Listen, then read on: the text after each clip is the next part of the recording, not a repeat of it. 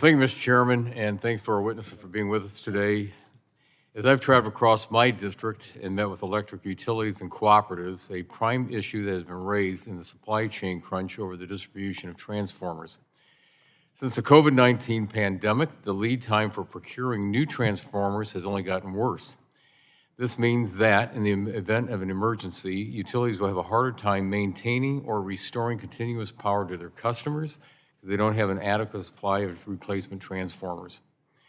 Additionally, many utilities are second-guessing the agreements they have made with other localities that are in need of transformers due to their own fears of being impacted by this crunch. That's why it's baffling to me to see the Biden administration put out new efficiency standard that would make the supply chain crisis worse. This new standard would leave us with no domestic producer of electrical steel for EVs, no producer of electrical steel for power transformers, and a distribution transformer market reliant on one producer that doesn't have enough capacity to meet the current demand. Thankfully, we are considering legislation that would restore common sense to this process and delay the implementation of this new standard. I'm proud to be a co-sponsor of H.R. 4167. In listening to the testimony, before I get into my other questions, I'd like to just ask this question I've asked before. With the administration looking at the year 2035 saying that the United States should be totally reliant on EVs in this country, by 2035, we're going to need more power or less power in this country? If I just get a yes or no answer from both of you. All projections that I've seen and read state that as we continue to move forward and advance in America, we are going to need more power. Okay, thank you. I concur. Thank you. So both agree we're going to need more power. Assistant Secretary Rodriguez, your office is tasked with ensuring the reliability of the nation's security grid. Given the challenges facing our country's electric grid, including the age of most of the grid's infrastructure, the ever-increasing demands and supply chain challenges, and distribution transformer lead times, why would DOE propose a new energy efficiency rule that put domestic steel manufacturers who are critical to ensuring an adequate supply of transformers out of business?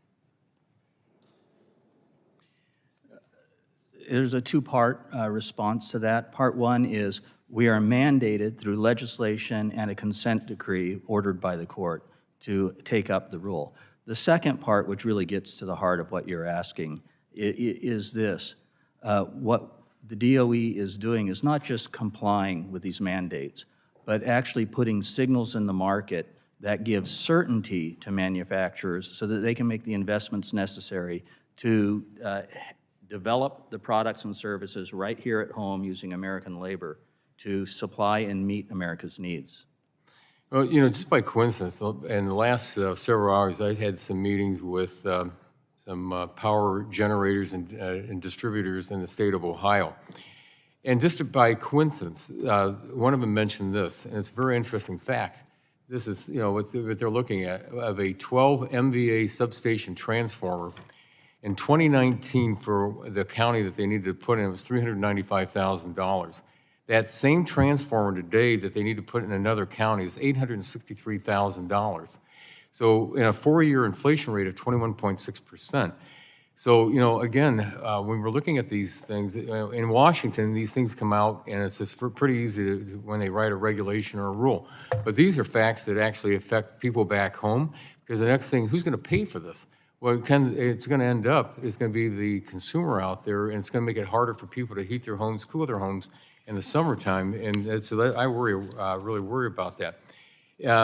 Dr. Ortiz, in my last about minute here, ever since the recent high-profile physical attacks on power substations across the country, I'm very concerned about the security and reliability of these assets, as bad actors at home and abroad seek to take advantage of the United States' vulnerable energy infrastructure. We must ensure that our grid is protected and we keep the lights on for Americans. What is FERC doing to specifically address direct threats to distribution substations? Thanks for the question, Congressman. I'll be quick. With respect to attacks on distribution substations, the commission has an Office of Energy Infrastructure Security that engages directly with states regarding best practices for security. I do not direct that office, but would be happy to take questions back and work with my colleagues to provide a full response. I'd appreciate that because this is something that the chairman of our subcommittee led down to North Carolina that we're at. We had a very good hearing down there. But this is a real threat to our infrastructure, but also making sure that electricity gets out to the public. So thank you very much to our witnesses. And Mr. Chairman, I yield back.